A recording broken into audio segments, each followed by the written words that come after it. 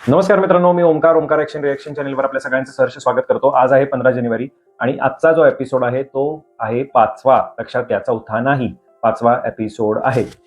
मित्रांनो, आजचा एपिसोड बघितल्यानंतर असं मला आठवलं की लहान असताना, शाळेत असताना वगैरे किंवा अगदीच आता सुद्धा आपल्याला आपली जी काही वडीलधारी माणसं असतात, आई वडील असतात, ते सांगत असतात की थोड्या गोष्टी ज्या आहेत ना त्या संयमानं घेत जावा आणि बोलण्यापेक्षा ऐकण्यावर जास्त भर ठेवत जावा. मित्रांनो, असं का म्हणतोय हे तुम्हाला पुढे जाऊन कळेलच. परंतु लक्षात घ्या, ही जी टीप असते ना, ही खरंच आपल्याला सगळीकडं कामाला येत असते. संयमानं वागा आणि बोलण्यापेक्षा ऐकण्यावर भर द्या. आणि या एपिसोडमध्ये फक्त एवढंच दिसलं, नुसती सागर कारंडे यांची हवा आणि तन्वी म्हणते झगामगा मला फक्त बघा.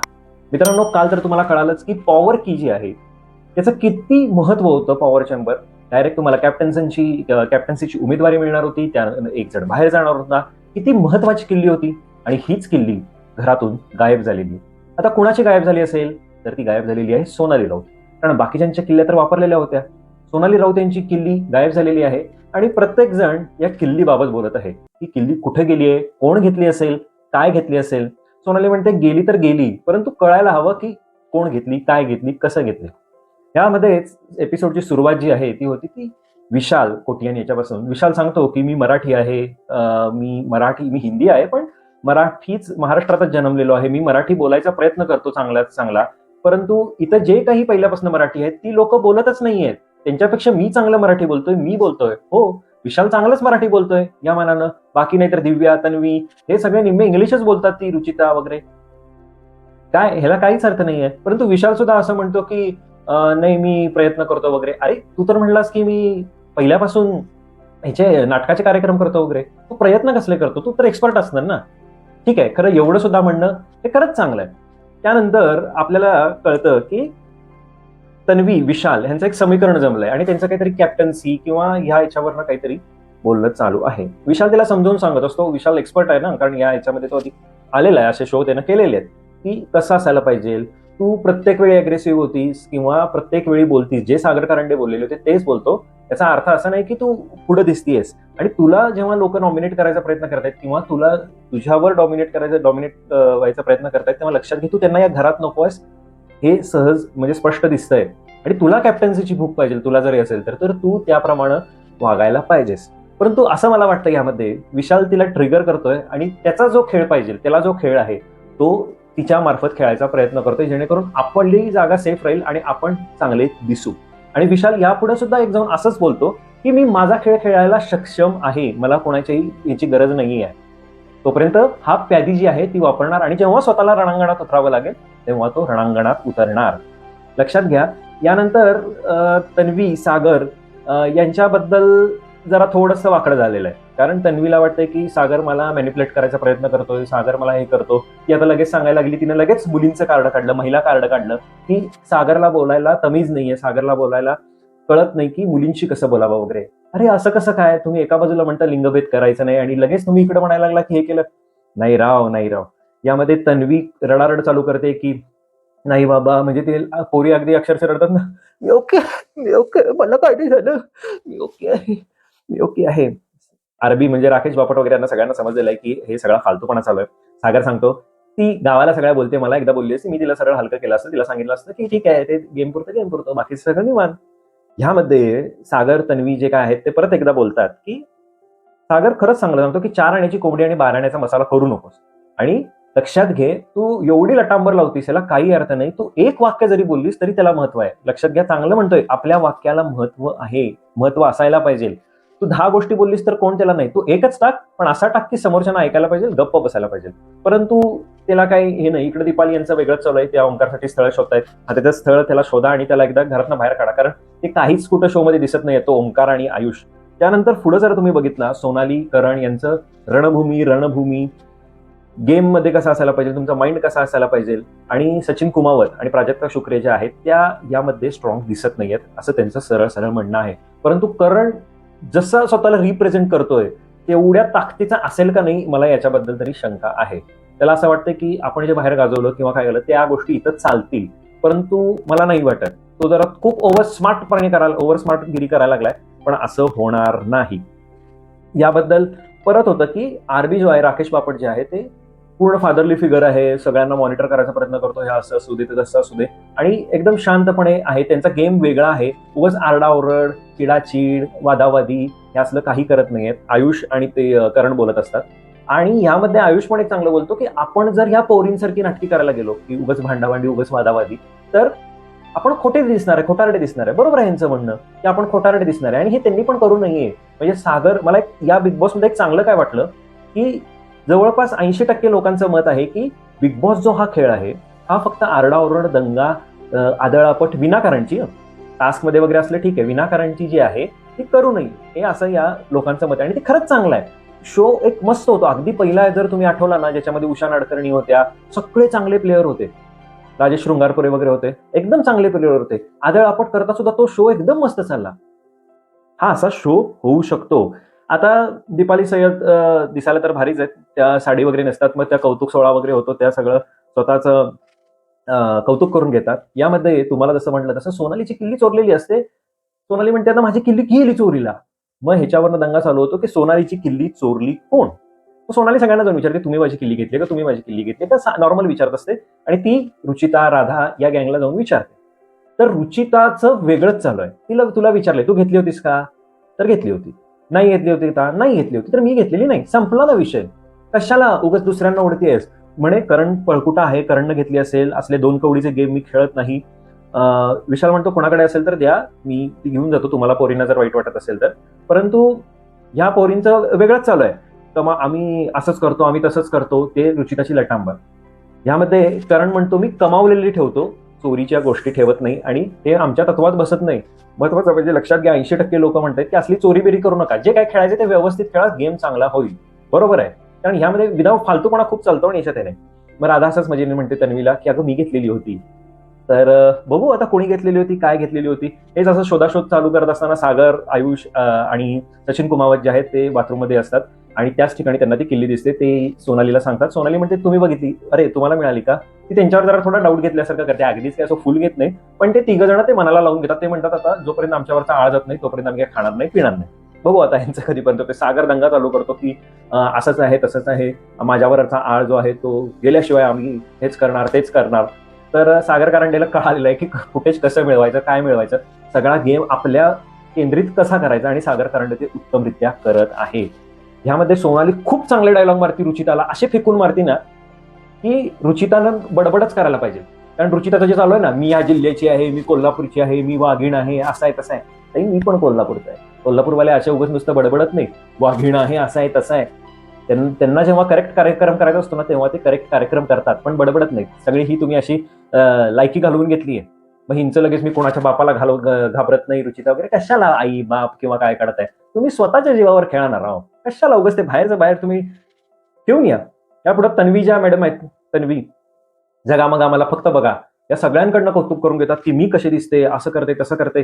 तन्वीचं चालू होतं की दीपाली सय्यद यांच्या बरोबर काय काय माहित नाही, शिरा करण्यावर यांचं वादंग होतं, आणि उगाच विनाकारण ती भांडणं करायला लागते. कशासाठी. अरबी वगैरे जे आहेत, राकेश बापट, ते सगळेजण सांगतायत विनाकारण कशाला करू नका. राकेश बापट उत्तम बोलले, ओट्यावर येऊन तुम्ही का भांडताय, अन्न हे पूर्ण ब्रह्म आहे ना, मग तुम्ही इथं का भांडताय, कशाला भांडताय, दुसरीकडे जाऊन भांडा ना. आणि हा विषयच नव्हता. आणि या तन्वीला एवढी अक्कल यायला पाहिजे, ती 10 मिनिटं बडबड केली, 10 मिनिटं हे केली, आणि दीपाली सय्यद यांनी डोळ्यातनं नुसतं पाणी काढलं, आणि हिचं जे काही 10 मिनिटाचं फुटेज होतं ना, ते तिने 30 सेकंदामध्ये घेऊन गेल्या. मित्रांनो, हेच मी म्हणतोय, संयमानं घ्या सगळ्या गोष्टी. तुम्ही ज्या आहेत त्या थांबून बघा, काय होत आहेत, कसं होत आहेत, आणि बोलण्यापेक्षा ऐकण्यावर भर द्या. ही खरंच गोष्ट जी आहे ना ती चांगली होती. मग दीपाली नुसतं रडारड असं तसं, मग ती आणि विशाल कोटियान यांच्यासारखं चालू असतं, आपण असं करू तसं करू हे करू. त्यापुढे बिग बॉस येतात. बिग बॉस म्हणतात हे बघा आता खूप झालेलं आहे, तुम्ही काही एकतर दाखवत नाही, काय नाही, लोकांना आम्हाला काहीतरी टास्क दाखवायला पाहिजेत. लोक त्याचे नाहीतर आम्हाला तोंडात शेण घालतील, कारण तुमची फक्त रडारड चालू आहे, बाकी काहीच नाही आहे. ते सगळं सांगतात की कॅप्टन्सीचे 4 उमेदवार जे आहेत, त्याच्यानंतर एक मेहनतीच्यातनं उमेदवार घेतला जाईल. 4 जे आहेत ते शॉर्टकटमधून आलेले, एक मेहनतीचा उमेदवार घेतला जाईल. तर तो कोण, तर एक इथं बजर महाद्वार जे आहे तिथनं बजर दाबलं, जो पहिला दाबेल तो उमेदवार राहील. आणि अनुश्री माने तो जाऊन बजर दाबते, ती म्हणते मी मागच्या वेळी चूक केली, त्यावेळी चूक करणार नाही, आणि ती कॅप्टन्सीचा उमेदवार ठरते. यानंतर सागर, आयुष आणि आपला सचिन कुमावत त्यांनी सांगितलेलं असतं की आमच्यावर जोपर्यंत आळा आहे तो आम्ही जेवणार नाही. राकेश बापट खूप म्हणजे भारी दाखवलेलं आहे. येतात ते विचारतात, अरे तुम्ही जेवणार आहे का, तुम्ही जेवणार आहे का. खूपच छोट्या गोष्टींवर काही ठेवू नका, जेवण करून घ्या तुम्ही. तर ते म्हणतात नाही आम्ही जेवणार नाही. मग ते म्हणते मी तुमच्या सगळ्यांचं जेवण बाजूला काढून ठेवतो, तुम्हाला जेव्हा वाटेल तेव्हा तुम्ही जेवण करून घ्या.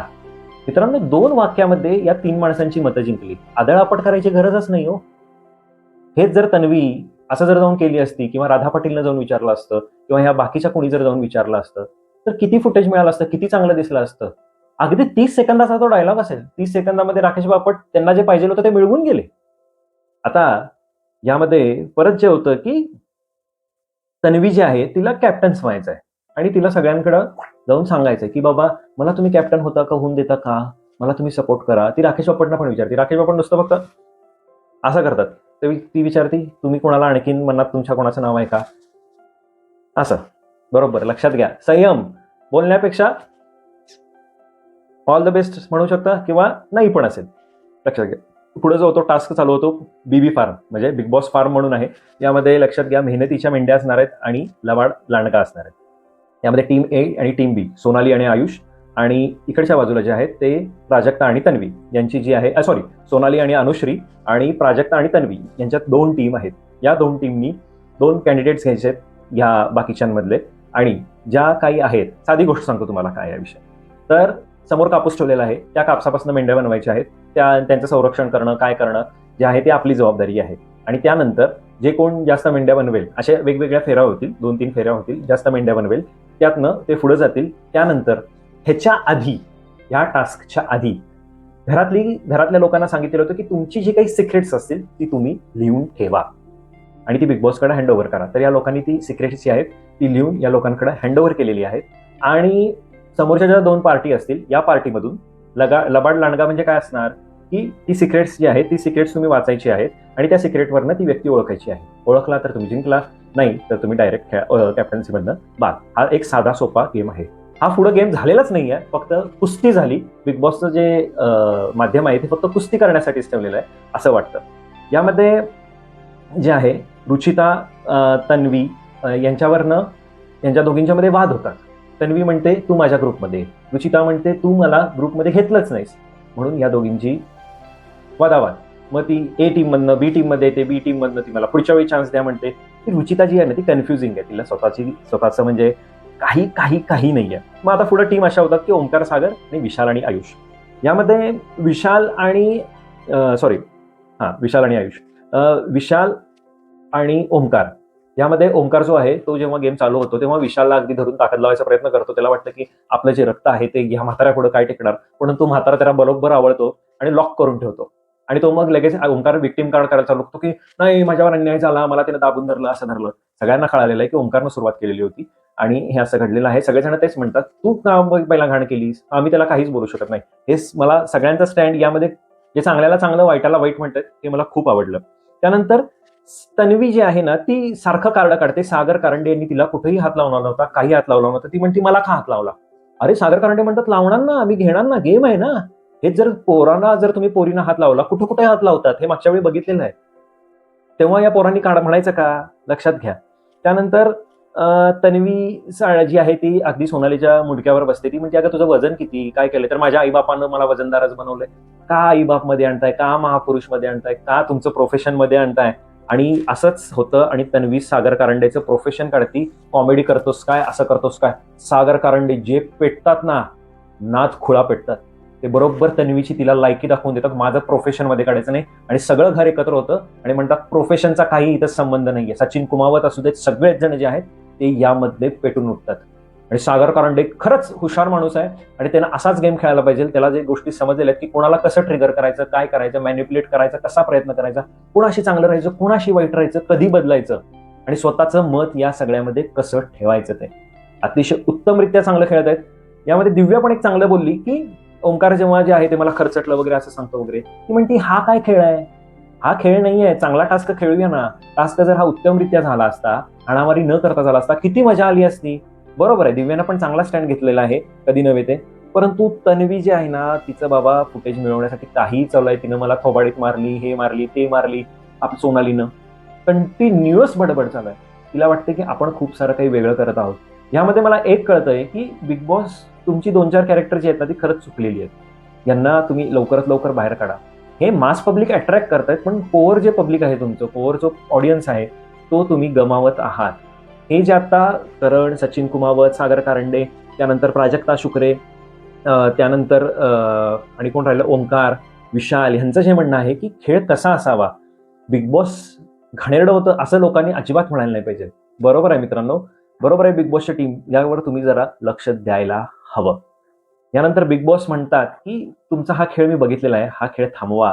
नुसतं तुम्ही हाण्यामारा करत आहात, बाकी काही करत नाहीये. तुम्ही सगळे हिरोईन्स आहात आणि तुम्ही लक्षात ठेवा काय करायचं का नाही ते, नाहीतर तुम्हाला इथनं हॉस्पिटलमध्ये जावं लागेल आणि कुठल्या हॉस्पिटलमध्ये जावं लागेल ते तुम्हीच ठरवा. म्हणजे काय, नॉर्मल हॉस्पिटलमध्ये जायचं का येड्यांच्या इस्पितळात जायचंय हे तुम्ही ठरवा. आणि राधा म्हणते, बरोबर म्हणते, की जरा आधीमध्येच कधी तर बोलतेय राधा, तर म्हणती की प्रत्येक टायमाला काय रडते राव, मला तर ते बोलता म्हणे ना, रडते काय राव प्रत्येक टायमाला. आणि बरोबर आहे तिचं म्हणणं, तन्वी कशाला रडतीये, का रडतीये. आणि आता हे टास्क अर्धवटच राहिलेलं आहे आणि उद्या कदाचित कॅप्टन्सीचा उमेदवार ठरेल, कारण उद्यापासून दुसरा राऊंड चालू होणार आहे. आणि मजा येत नाही राव, म्हणजे मला सुद्धा आजचा एपिसोड काही आवडला नाही. ते आता असं मला वाटलं की ते गरीबाचं कार्ड जरा बरं वाटते, जरा गरीबाचं कार्ड बोलण्यावर जरा मला बरं वाटते. आजचा टास्क मध्ये काही मजा आली नाही, कारण टास्कच झाला नाही, नुसती रडारड, फालतूगिरी. तर हा फालतूपणा कुठेतरी थांबवावा आणि तुमचं जे काही मत असेल ते कमेंट बॉक्समध्ये तुम्ही जरूर मांडा. गावाकडच्या लोकांबद्दल मी स्टँड घेतलेला आहे आणि तो स्टँड माझा बरोबर आहे, कारण जे लोक आपल्या गरिबीचं उदात्तीकरण करतात त्यांच्या विरोधात मी नक्कीच बोलणार. तुम्ही कष्ट करत असाल, तुम्ही वर येत असाल तर नक्कीच, पण तुम्ही मी गरीब आहे म्हणून जर तुम्ही करत असाल तर त्याला सपोर्ट नाही. तुम्हाला काय वाटतंय हे कमेंट बॉक्समध्ये जरूर सांगा. काही जणांचं असं म्हणणं आहे की तू खूपच अगदी स्ट्रेट फॉरवर्ड बोलतोस, त्यामुळं व्ह्यूज येत नाहीत किंवा काही नाही. मला 100-200 व्ह्यूज बास आहेत, 100-200 व्ह्यूज बास आहेत. जे कोअर पब्लिक बघतात ते बघू देत, बाकीच्यांनी नाही बघितला तरी मला फरक पडत नाही. ही माझी मी आवड म्हणून युट्यूब चॅनल चालवतोय, साईडला. मला बोलायची आवड आहे, मला लिखाणाची आवड आहे. मी लिखाण खूप जास्त करतो, कदाचित कोणाला बऱ्याच जणांना माहीत पण नसतील. तुम्ही बरीच चॅनल बघता किंवा बऱ्याच शो बघता, त्याच्या माघारी माझं लिखाण असतं. नाव नाही वापरत मी किंवा नाव घेत नाही मी अजून. न नाव म्हणजे काय म्हणतात, विदाउट नावाचं मी स्क्रिप्ट बनवून देतो. असतात काही लिगल गोष्टी असतात, काही बऱ्याच गोष्टी असतात, त्यामुळे हे असं चालतं. त्यामुळं तुम्हाला जर हे चॅनल आवडलं तर व्हिडिओला लाईक करा, शेअर करा आणि महत्त्वाचं म्हणजे चॅनलला सबस्क्राईब करा. तोपर्यंत धन्यवाद.